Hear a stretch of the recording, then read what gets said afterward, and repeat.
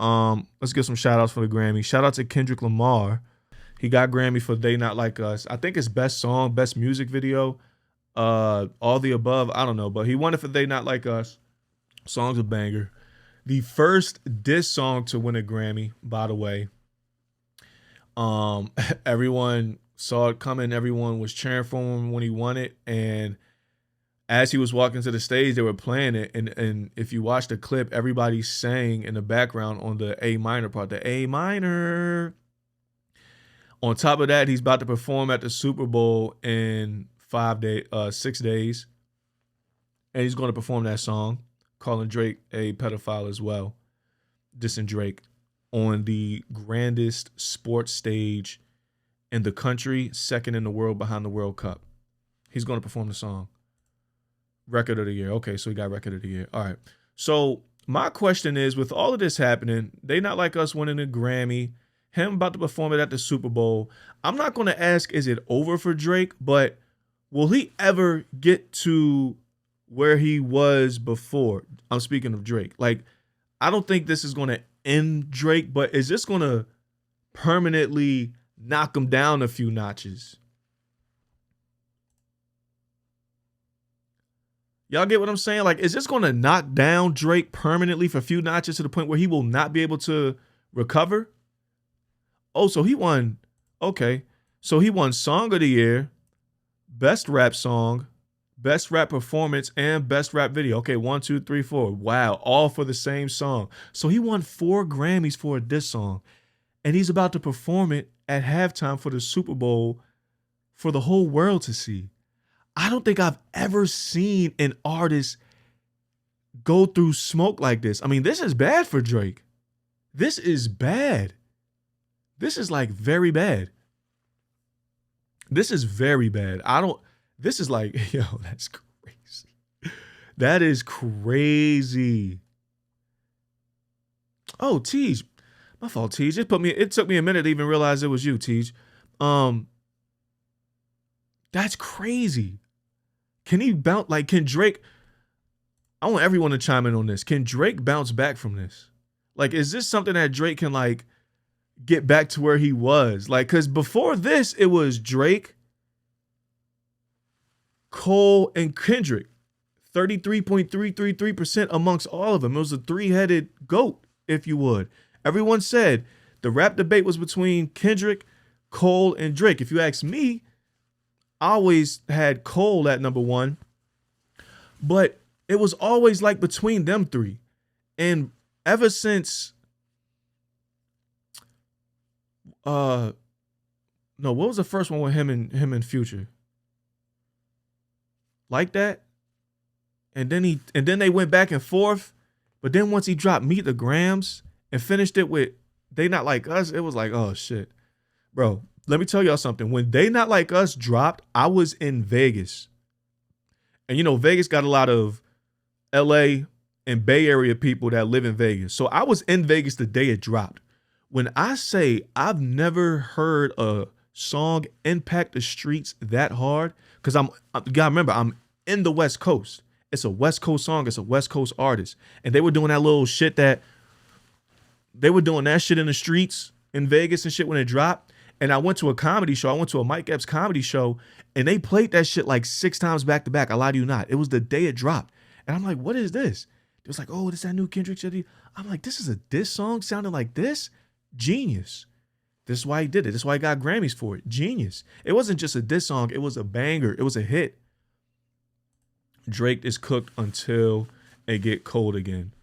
Yeah, I don't know. And you know what? It's starting to make sense more and more to why Cole did what he did. He gracefully bowed out. We clowned him for like what?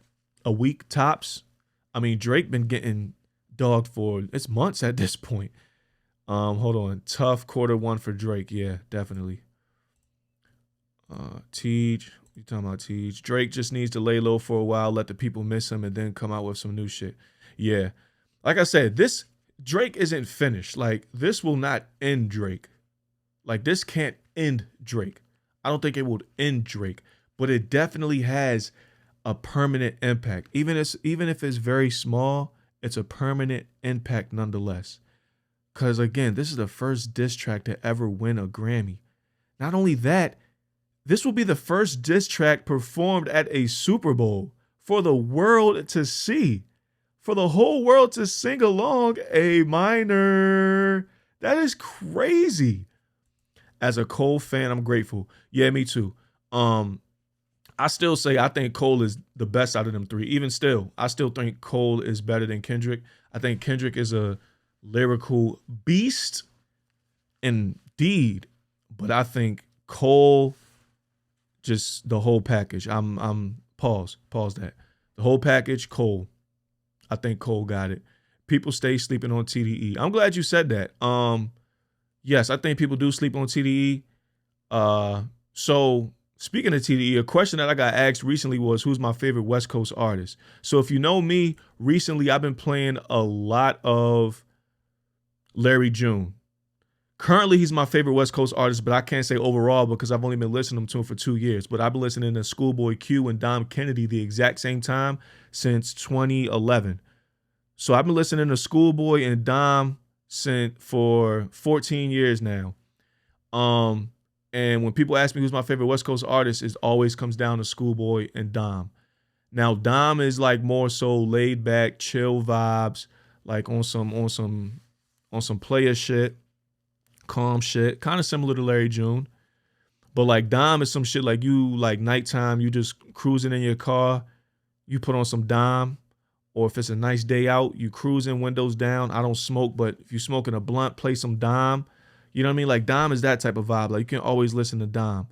But Schoolboy is more diverse. Schoolboy's my favorite artist in TDE.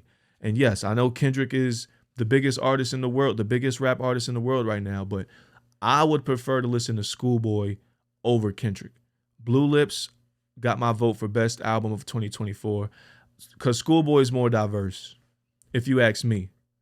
And when Schoolboy goes in, Schoolboy goes in. Like if you want some hard shit from Schoolboy, you'll get that. First time I heard Schoolboy was his verse on Brand New Guy, ASAP, the ASAP Rocky joint, on that ASAP Rocky mixtape from back in the day. I think it's Long Live ASAP, something like that. The Brand New, that was the first time I heard Schoolboy Q, and I was like, yo, this dude is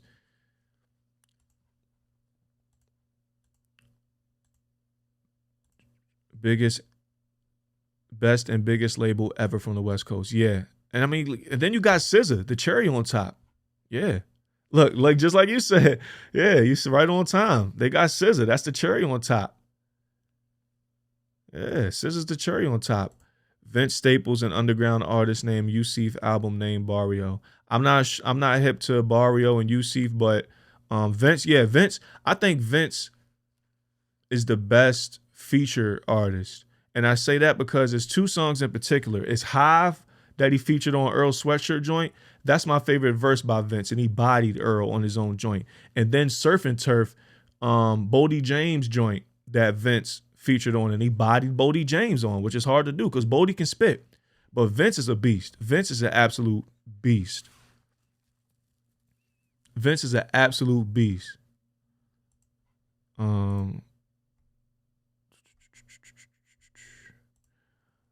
Drake don't have it in him to lay low, and that's the problem. He's so used to being in our face, but without the machine, his numbers might be low on releases, which will look worse. I think he'll lay low. He has no choice but to.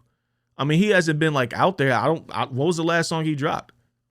He's kind of been laying low. It was a video that popped up of him doing like some type of like sing-along, open mic type looking thing. I mean, I'm pretty sure like he wasn't paid to do that. He probably was at someone's party or whatever, but I mean, he's laying low for Drake standards right now, I think.